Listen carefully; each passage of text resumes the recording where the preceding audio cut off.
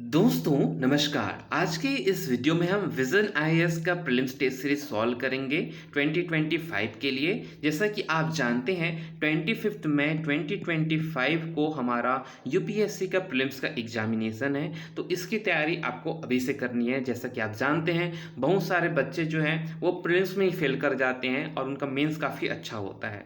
Prelims काफ़ी random है and tough है और मैक्सिमम लोग जो है पहले ही स्टेज में ही एलिमिनेट हो जाते हैं। तो दोस्तों प्रीलिम्स को सिंसियरली लेना है और हम इस वीडियो में जो है कंप्लीटली टेस्ट में बहुत सारे जितने भी टेस्ट हैं उसको हम सॉल्व करेंगे, अधिक से अधिक क्वेश्चन सॉल्व करके जाएंगे। क्योंकि देखिए जब आप टेस्ट सॉल्व करते हैं तो आपका नॉलेज चेक हो जाता है, ठीक है, और ये बेस्ट वे है अपने आप को चेक करने का।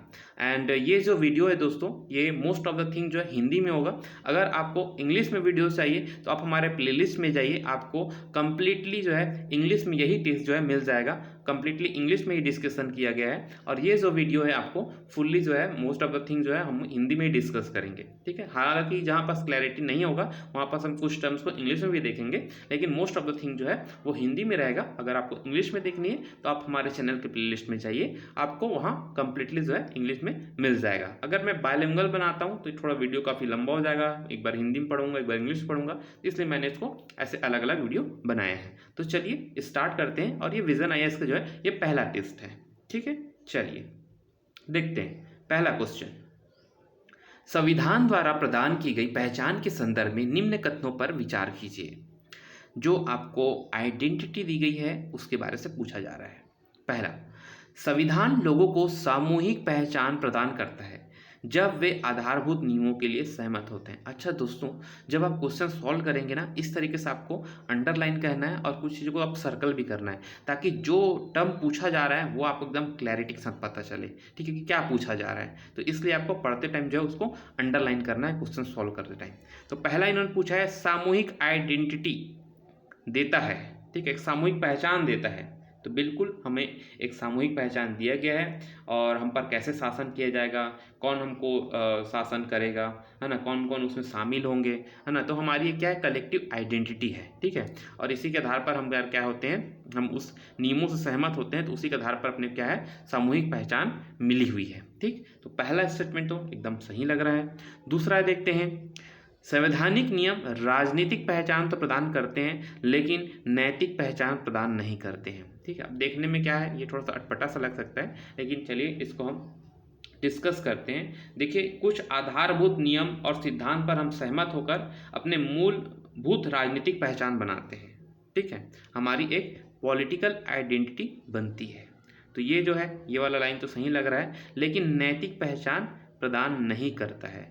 संवैधानिक नियम नैतिक पहचान प्रदान नहीं करते, ये भी गलत है। हमारे संविधान में बहुत सारी चीज़ें हैं, डीपीएसपी में देखेंगे तो बहुत सारी चीज़ें मॉरल से रिलेटेड भी चीज़ों है वो दी गई है। तो मॉरल एक आइडेंटिटी भी अपने को संविधान के नियम के तहत अपने को दिया जाता है, इसे हम प्राप्त करते हैं, ठीक। तो ये जो लाइन है ये वाला स्टेटमेंट रॉन्ग है, तो हमारा आंसर क्या हो जाएगा, ओनली 1 जो है ये सही हो जाएगा, ठीक है। चलिए आगे बढ़ते हैं। निवारक निरोध कानून के तहत हिरासत में लिए गए व्यक्ति को संविधान के तहत मूल अधिकार के रूप में निम्न में से कितने संरक्षण उपलब्ध हैं, ठीक है। आप जानते हैं आर्टिकल 22 उसमें गिरफ्तारी और निरोध से संरक्षण प्रदान करने का प्रावधान है, वही चीज़ आपसे पूछा जा रहा है, ठीक। तो इसमें क्या पूछा जा रहा है आपको, मूल अधिकार के रूप में, है ना, जो हमारा फंडामेंटल राइट है उसके रूप में हमको कौन कौन से प्रोटेक्शन अवेलेबल होते हैं। तो देखिए हिरासत में लिए गए लोगों को निरोध के कारण के बारे में सूचित किया जाना चाहिए, भले ही वे सार्वजनिक हित के विरुद्ध हो, ठीक है, सार्वजनिक हित के विरुद्ध हो, ऐसा वाला चीज़ इसमें बोला जा रहा है। तो ये जो है गलत हो जाएगा, क्योंकि सार्वजनिक हित है तो इसमें क्या है, मामले की खुलासा करने की आवश्यकता नहीं होती है, ठीक है। तो सार्वजनिक हित के लिए अगर आपको हिरासत में लिया गया है तो इसमें क्या है, सूचित करना अनिवार्य नहीं रहेगा। तो पहला स्टेटमेंट जो है हमारा गलत हो जाएगा। दूसरा, यदि मजिस्ट्रेट आगे की हिरासत को अधिकृत नहीं करता है तो हिरासत में लिए गए व्यक्ति को 24 घंटे के उपरांत रिहा कर दिया जाना अनिवार्य है। 24 घंटे के भीतर उसको छोड़ देंगे, ठीक है। तो 24 घंटे के भीतर छोड़ा जा सकता है, लेकिन ये सामान्य मामले में, ठीक है, सामान्य कानून के तहत। लेकिन अगर किसी को निवारक निरोध मतलब कोई क्राइम करने वाला है, उसको पहले ही गिरफ्तार कर लिया गया है, तो ये जो है 24 घंटे से ज़्यादा भी हो सकता है, ठीक है। तो सेकेंड स्टेटमेंट में हमारा क्या हो जाएगा, गलत हो जाएगा। हिरासत में लिए गए व्यक्ति को निरोध के आदेश के विरुद्ध अनिवार्य से प्रतिवेदन का अवसर प्रोवाइड किया जाएगा, प्रदान किया जाएगा। तो बिल्कुल ये तो एकदम सही है ना। जैसे कि आपको कोई भी डिटेंटिव किया गया है तो आप अपने जो है उसके लिए कोई प्रतिवेदन का अवसर जो है, कोई भी किसी भी व्यक्ति को हायर करना चाहते हैं और उसके लिए जो भी एक कोर्ट वाला जो मामला है ना, तो उसके लिए जो है आपको मौका दिया जाएगा, ठीक। तो ये थर्ड स्टेटमेंट जो है ये हमारा सही है।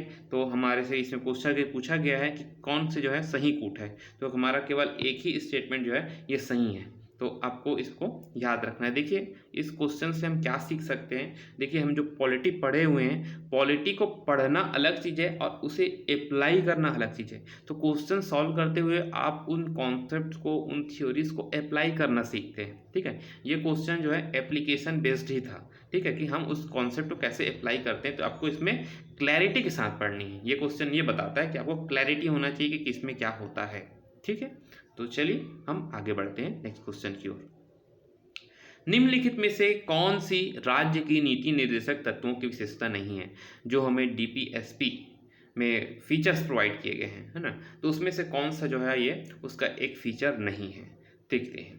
पहला, विधि निर्माण में इन सिद्धांतों को लागू करना राज्य का दायित्व है। बिल्कुल सही बात है, क्योंकि उसमें लिखा गया है जो भी डीपीएसपी में है वो राज्य जो भी निर्माण करेगा, कोई भी योजना बनाएगा, तो उन चीज़ों को वो क्या है एक आदर्श के रूप में रखेगा और उसी के बेस में वो फार्मूला जो भी है फॉर्मुलेशन करेगा, पॉलिसी बनाएगा, ठीक है। तो ये वाला स्टेटमेंट हमारा सही है। ये किसी विधि की संवैधानिक वैधता की जांच और निर्धारण में न्यायालयों की सहायता करते हैं। बिल्कुल सही बात है। जैसे कोई चीज़ जो है संवैधानिक है या नहीं है, या लोक कल्याणकारी है या नहीं है, तो ये सब की जो है जांच करने के लिए जो है न्यायालयों की सहायता करते हैं। ये एकदम सही बात है। ये कार्यपालिका की निरंकुशता और विधायिका के स्वेच्छाकारी विधियों पर अंकुश के रूप में कार्य करते हैं। तो देखिए ये जो है आपका केवल एक गाइडलाइंस है, ठीक है। अगर कोई सरकार इन नियमों को पालन नहीं करती है तो उसमें ऐसा नहीं कि उसमें आप केस ठोक देंगे या और कुछ कर देंगे, ठीक है। तो ये क्या है, ये मतलब इसको हम वो नहीं कर सकते, क्या नहीं कर सकते, जुडिशियल रिव्यू जो है इसका मतलब एक जुडिशियल इन्फोर्समेंट वो नहीं कर सकते हम इसका, ठीक है। तो इसको याद रखना है आपको, है ना। और डी ऑप्शन है ABC में से सभी विशेषताएं हैं। ये वाला जो है हमारा गलत है, इसमें अंकुश नहीं लगाता है, बस गाइडलाइंस की तरह है, ठीक है। चलिए आगे बढ़ते हैं। क्वेश्चन नंबर 4, निम्नलिखित में से कौन सा संविधानवाद कॉन्स्टिट्यूशनलिज्म इसका वर्णन करता है। देखिए यह एक विचारधारा है जो लिखित संविधान की सर्वोच्चता को बढ़ावा देती है। इसका अर्थ लोकतांत्रिक देश में संविधान अनिवार्य है। यह सिद्धांत इसको दर्शाता है कि सरकार अपने प्राधिकार मूल विधि से प्राप्त करती है और ये प्राधिकार द्वारा सीमित होते हैं, ठीक है।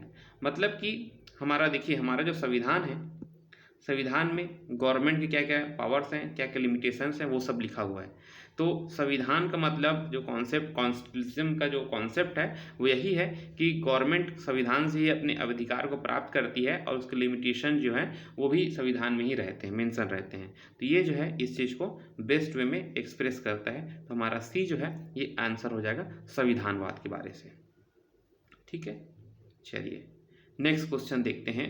निम्न में से कौन सा ऑपरेशन अमृत का उद्देश्य है। ऑपरेशन अमृत जो है ये करंट अफेयर्स का क्वेश्चन है। देखिए केरल औषधि नियंत्रण विभाग ने 2024 जनवरी के महीने में आपका ऑपरेशन अमृत मिशन चलाया था। Anti microbial resistance intervention for total health नामक टेस्टिंग शुरू किया गया था और इसका ऑब्जेक्टिव था, इसका उद्देश्य था कि राज्य में एंटीबायोटिक दवाओं के अत्यधिक रोग पर जो है, अत्यधिक प्रयोग पर जो है, उसके यूज़ पे रोक लगाना है, ठीक है। तो इसको जो है एंटीबायोटिक दवाओं के अत्यधिक रोग उपयोग को रोक लगाने के लिए ऑपरेशन अमृत जो है चलाया गया है। ठीक, तो इसको याद रखेंगे। चलिए आगे बढ़ते हैं।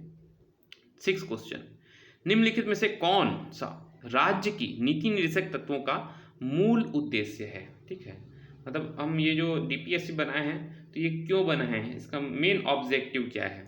मेन ऑब्जेक्टिव है क्या है?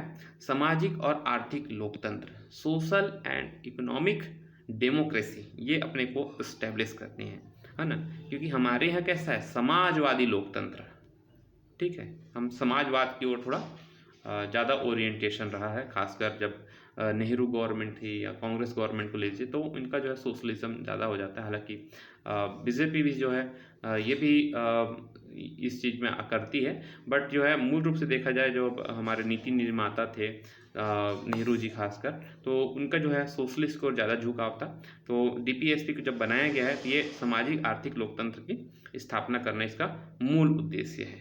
ठीक है, चलिए क्वेश्चन 7, राष्ट्रीय अनुसूचित जनजाति आयोग national commission for scheduled tribe के संदर्भ में निम्नलिखित कथनों पर विचार कीजिए।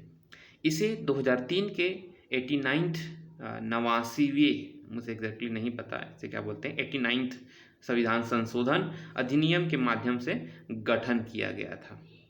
तो क्या ये स्टेटमेंट सही है? बिल्कुल सही है। अध्यक्ष और सदस्यों की सेवा शर्तें और कार्यकाल राष्ट्रपति द्वारा निर्धारित किए जाते हैं। तो ये भी बिल्कुल सही है, क्योंकि राष्ट्रपति तो उसे अपॉइंट करता है, जब अपॉइंट करता है तो उसे हटा भी सकता है। ठीक है, किसी भी जांच या किसी भी शिकायत की जांच करते समय आयोग के पास सिविल न्यायालय की सभी शक्तियाँ होती है। ठीक है, तो ये भी सही है, आयोग किसी भी मामले की जाँच कर सकता है तो उसे सिविल न्यायालय की जो है शक्तियाँ प्राप्त हो जाती है। तो ये हमारा तीनों स्टेटमेंट सही है।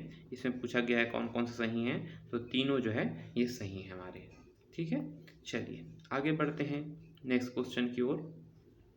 निम्नलिखित समाजवादी सिद्धांतों में से कितने राज्य के नीति निर्देशक सिद्धांतों में परिलक्षित होते हैं? मतलब ये बताया जा रहा है जो सोशलिस्ट थ्योरी है हमारी, है ना, जो समाजवादी विचारधारा है, तो उसके लक्षण जो है डीपीएससी में कौन कौन सी चीज़ों में दिखाई पड़ता है ये आपको बताना है। समाजवाद क्या होता है ये बताइए। समाजवाद जो है, देखिए मान लीजिए कोई भी गरीब है ना, तो क्या है, उसको अपने को सुविधा देनी है ना। इसको एनसीईआरटी में बहुत अच्छे से एक्सप्लेन किया गया है। एक बच्चा है और यहाँ पास मान लीजिए मैच हो रहा है, ठीक है, और बच्चे की हाइट कम है तो उसको क्या है, एक स्टूल प्रोवाइड कर दिया जाता है और वो खड़ा होकर मैच को देख सकता है। तो समाजवाद कुछ ऐसी ही है, जो गरीब है, निर्धन है, उसको कुछ हम एड देते हैं, कुछ प्रोवाइड करते हैं, जिससे उसकी बुनियादी सुविधाएँ पूरी हो जाती है और फिर जो है वो भी नॉर्मल जो जीवन है वो जी सकता है। ठीक, तो देखते हैं इसके फीचर कौन कौन से हैं। पहला दिया है समान न्याय को बढ़ावा देना और गरीबों को निःशुल्क विधिक सहायता प्रदान करना। ठीक है, तो निःशुल्क सहायता उसको प्रोवाइड की जाता है, ये बिल्कुल इसका समाजवाद का है, तो पहला स्टेटमेंट सही है। ग्राम पंचायतों को संगठित करना और उन्हें स्वशासन इकाइयों के रूप में कार्य करने के सक्षम बनाना। ठीक है, तो ये वाले जो प्रोविज़न है ना, ग्राम पंचायत ये जो है, तो ये हमारा किसके लिए रिलेटेड है? गांधी, है ना, गांधी जी का जो फिलॉसफी है गांधी जी का, तो उसके अकॉर्डिंग, समाजवाद के अकॉर्डिंग नहीं है, तो ये जो है हमारा गलत हो जाएगा। काम की न्याय संगत और मानव उचित दशाओं तथा प्रसूति सहायता का प्रावधान। ठीक है, तो ये भी अपने को प्रोवाइड किया गया है, आर्टिकल 42 में ये दिया गया है। ठीक है, समान न्याय वाला जो है आप देखेंगे तो 39A जो है इसमें ये प्रोवाइड किया गया है। ठीक, तो इसको आपको याद रखना है। ये जो सेकंड वाला स्टेटमेंट था, तो ये जो है गांधीयन है ना, गांधीवादी विचारधारा है, तो इसलिए जो है हमको पूछा गया है समाजवाद, तो समाजवाद के संदर्भ में 1 और 3 जो है ये सही हो जाएंगे, यानी कि केवल 2 जो कूट है ये हमारा मैच खा रहा है। ठीक है, चलिए, तो आपको इस क्वेश्चन से क्या सीख सकते हैं कि आपको पढ़ते टाइम याद रखना है डीपीएसपी में कि कौन कौन से जो चीज़ें हैं, 3 चीज़ें हैं देखेंगे डीपीएसपी में। एक है आपका सोशलिस्ट समाजवादी विचारधारा, कौन कौन से लक्षण हैं। दूसरा है उदारवादी, ठीक है, लिबरलिज्म के। ठीक है, तो उदारवादी के लक्षण कौन कौन से हैं, और तीसरा आपको देखना है गांधीयन, ठीक है, गांधीवादी विचारधारा कौन कौन से लक्षण दिखाई देते हैं, ये चीज़ आपको याद रखनी है। ठीक है, चलिए आगे बढ़ते हैं। क्वेश्चन नंबर 9, 42वें संविधान संशोधन अधिनियम 1976 द्वारा निम्नलिखित में से कितने नीति निर्देशक जोड़े गए थे? ठीक है, और 42वां संविधान संशोधन वेरी वेरी इंपॉर्टेंट है दोस्तों, ठीक है, तो ये चीज़ आपको याद रखनी है। देखिए इसमें कौन कौन से जोड़े गए थे हम देखते हैं। बच्चों के स्वास्थ्य विकास के लिए अवसर प्रदान करना, ठीक है, तो ये जो है आर्टिकल 39 में मेंशन है, तो ये भी जोड़ा गया था। ठीक, समान न्याय को बढ़ावा देना और गरीबों को निःशुल्क विधिक सहायता प्रदान करना, ठीक है, ये आर्टिकल 39A जोड़ा गया। ठीक है, तो इसे भी जोड़ा गया था। आय प्रतिष्ठा सुविधाओं और अवसरों में असमानता को कम करना, ठीक है, तो ये जो है बिल्कुल भी जोड़ा नहीं गया था। ये जोड़ा गया था आपका 44th कॉन्स्टिट्यूशन अमेंडमेंट 1978, 44वें संविधान संशोधन में इसे जोड़ा गया था। ठीक है, ये वाला हमारे स्टेटमेंट गलत हो जाएगा। 42 कॉन्स्टिट्यूशन अमेंडमेंट आपसे पूछा गया है, 42वें संविधान संशोधन, इसको मिनी कॉन्स्टिट्यूशन भी कहते हैं, ठीक है, लघु संविधान भी कहते हैं, बहुत बहुत इंपॉर्टेंट है। तो चलिए हम देख लेते हैं इसमें कितने कूट सही हैं, तो हमारे 2 कूट जो है आंसर इसमें सही है। ठीक है, चलिए क्वेश्चन नंबर 10 पे आ जाते हैं। निम्नलिखित में से किस प्रकार पारित किए गए विधेयक के माध्यम से 2 या 2 से अधिक राज्यों को मिलाकर एक नया राज्य बनाया जा सकता है? तो देखिए संसद में साधारण बहुमत से, ठीक है, साधारण बहुमत से जो है कोई भी जो राज्य हैं उनको मिलाकर जो है नया राज्य बनाया जा सकता है। ठीक है, इसमें बहुमत जो है ये आपको पता होना चाहिए कौन कौन सी चीज़ के लिए जो है सिंपल मेजॉरिटी लगती है, साधारण बहुमत किसके लिए विशेष बहुमत लगता है, और किसके लिए जो है विशेष बहुमत प्लस आधे से अधिक राज्यों का समर्थन लगता है। ठीक, तो ये संशोधन वाला जो चीज़ है और नए राज्यों का निर्माण जो है ये सिंपल मेजॉरिटी से साधारण बहुमत से जो है बनाया जा सकता है, इसलिए कोई भी संविधान संशोधन ये सब की आवश्यकता नहीं होती है। ठीक है, ये सब जो है रॉन्ग हो जाएगा। ठीक है, अब देखिए आर्टिकल आपको 3 पता होना चाहिए। आर्टिकल 3 जो है उसमें कहा गया है कि संसद ना कोई भी राज्य का क्षेत्र बढ़ा सकता है, घटा सकता है, सीमाओं में परिवर्तन कर सकता है, नाम में परिवर्तन कर सकता है, 2 या 2 से अधिक राज्यों को मिलाकर नया राज्य बना सकता है। ये संसद का अधिकार है जो आर्टिकल 3 में दिया गया है। ठीक है, चलिए देखते हैं। हाल ही में हिमालयन वुल्फ सुर्खियों में था, तो इस संदर्भ में हिमालयन वुल्फ से संबंधित निम्नलिखित में से कौन सा कथन जो है सही है, ये आपको बताना है। तो यह भारत में पाए जाने वाला भेड़िए की एकमात्र प्रजाति है। जहां आपको एकमात्र वर्ड दिखे ना, मोस्ट ऑफ द चांस रहता है कि वो गलत होगा, ओनली। ठीक है, बहुत सारे आप देखेंगे ट्रिक विथ यूपीएससी के शेयर होते रहते हैं इधर उधर, और कई सारे यूट्यूब में वीडियोस भी बने हैं, रील्स ये सब में। तो इसमें जो है ओनली वर्ड लिखा है, एकमात्र लिखा है, तो मोस्ट ऑफ द चांसेस है ये गलत होगा। और देखिए ये कैसे हो सकता है, आसपास हमारे जो देश हैं ऊपर आप देखेंगे तो कई सारे अदर राज्य हैं, है ना, तो उसमें भी पाया जाता है आपका, है ना, तो इसको आपको याद रखना है। नेपाल है, तिब्बत है, उधर भी पाया जाता होगा डेफिनेटली। तो ओनली वाला वर्ड है गलत होता है, तो ये गलत हो जाएगा आपका। यह प्रजाति प्राकृतिक रूप से केवल ट्रांस हिमालयी क्षेत्र में पाया जाता है। ठीक, केवल यहाँ भी क्या है, ओनली, तो केवल ट्रांस हिमालयी क्षेत्र में पाया जाता है, ऐसा इसमें लिखा है, तो ये भी गलत है आपका, क्योंकि बाकी क्षेत्रों में भी पाया जाता है ये, जैसे कि हमारा सिक्किम हो गया, उत्तराखंड हो गया, उधर भी कुछ आबादी इनको पाई जाती है। ठीक है, इसे अंतर्राष्ट्रीय प्रकृति संरक्षण IUCN की संकटग्रस्त प्रजातियों की रेड लिस्ट में इंडेंजर्ड के रूप में वर्गीकृत किया गया है। ठीक है, तो इसमें जो है ये भी गलत स्टेटमेंट है, क्योंकि IUCN की लिस्ट में ये सुभेद्य यानी कि वर्नेबल, ठीक है, वर्नेबल की कैटेगरी में है, ये इंडेंजर नहीं है, वर्नेबल की कैटेगरी में है, तो इसलिए जो है ये वाला स्टेटमेंट जो है ये गलत हो जाएगा। अब इसमें ये पूछा गया है कि कौन सा जो है सही है करके, तो इसमें से कोई भी स्टेटमेंट सही नहीं है, तो हमारा डी जो है ये आंसर हो जाएगा। ठीक है, तो इसको आपको याद रखना है। हिमालयन वुल्फ जो है ये कौन सा है, IUCN के रेड लिस्ट में वर्नेबल कैटेगरी में है, और ये हिमालय क्षेत्रों में पाया जाता है, भारत नेपाल तिब्बत क्षेत्रों में पाया जाता है, और उत्तराखंड है, सिक्किम है, उधर भी इनकी आबादी कुछ पाई जाती है। IUCN में क्या है, वर्नेबल कैटेगरी में है। ठीक है, तो इसको आपको याद रखना है। नेक्स्ट क्वेश्चन, केंद्रीय अन्वेषण ब्यूरो CBI के संदर्भ में निम्नलिखित कथनों पर विचार कीजिए। इसे अपनी शक्ति दिल्ली विशेष पुलिस स्थापना अधिनियम 1946 से प्राप्त होती है। तो बिल्कुल ये वाला जो लाइन है मुझे सही लग रहा है, तो इसको सही करते हैं। दूसरा स्टेटमेंट, यह प्रधानमंत्री कार्यालय के अधीन कार्य करती है। तो ऐसा कुछ भी नहीं है, प्रधानमंत्री कार्यालय के अधीन कार्य नहीं करती है। ये किसके अंतर्गत कार्य करती है? कार्मिक लोक विभाग और पेंशन मंत्रालय के अंतर्गत, है ना।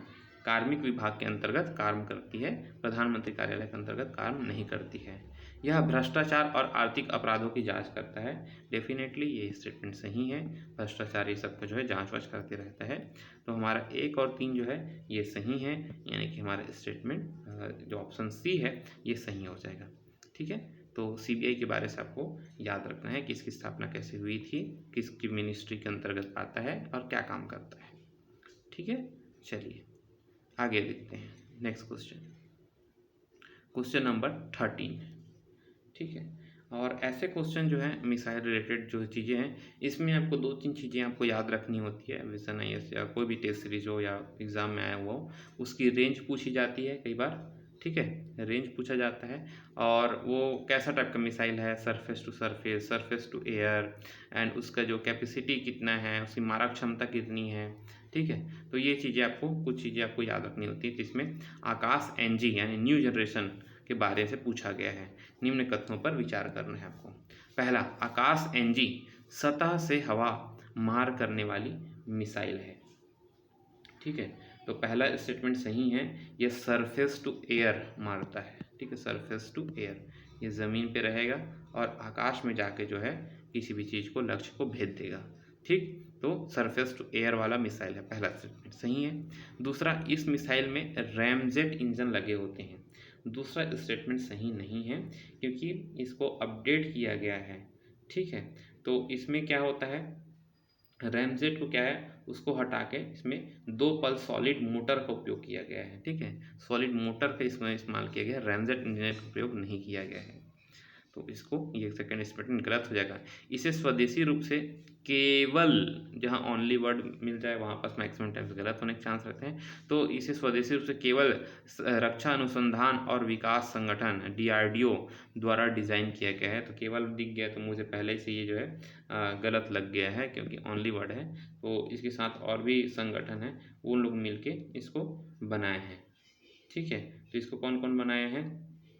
रक्षा अनुसंधान विकास संगठन DRDO और डायनेमिक्स लिमिटेड और भारत इलेक्ट्रॉनिक्स, तीनों लोग मिलके बनाए हैं। ठीक है, DRDO है, डायनेमिक्स लिमिटेड है और भारत इलेक्ट्रॉनिक्स है। ठीक, ये जो थर्ड स्टेटमेंट है ये हमारा गलत हो जाएगा।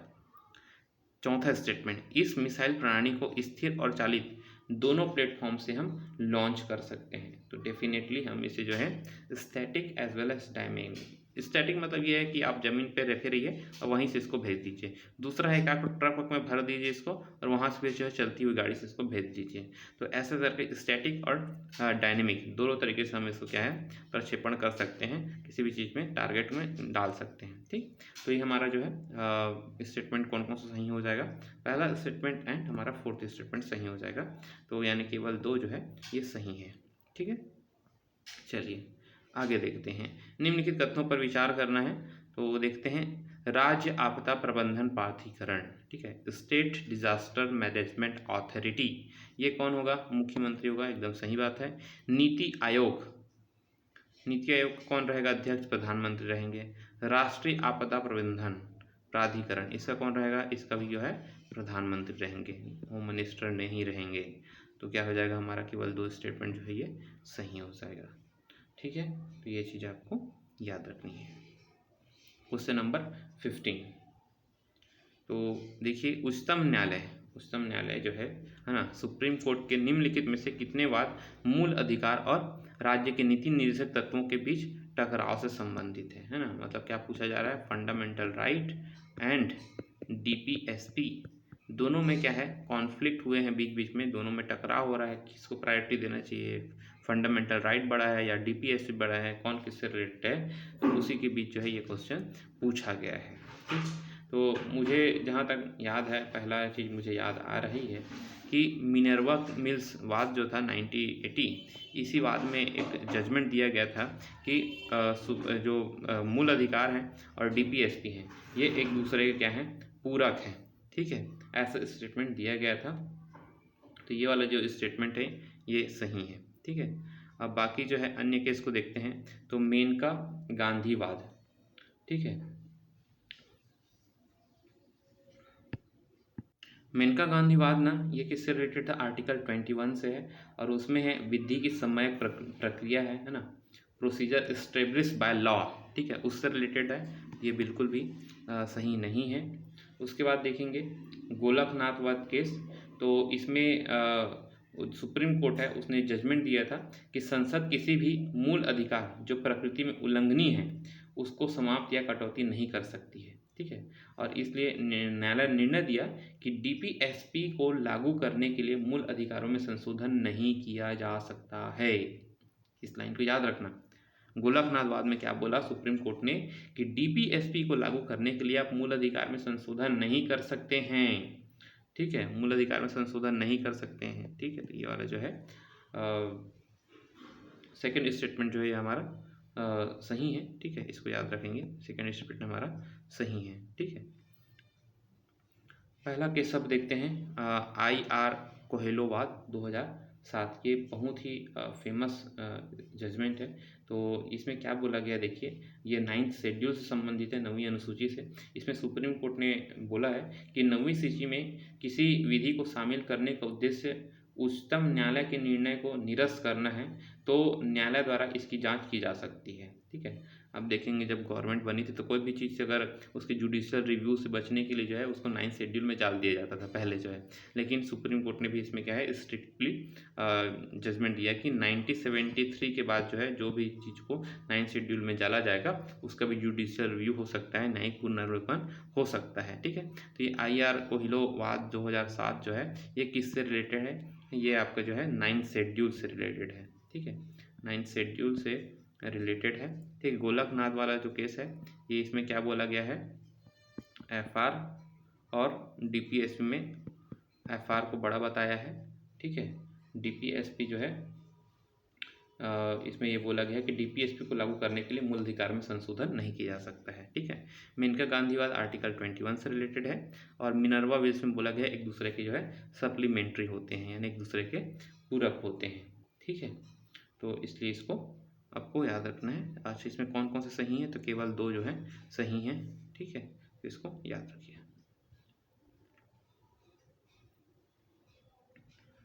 किसी राज्य में राष्ट्रपति शासन के संदर्भ में निम्न कथनों पर विचार कीजिए।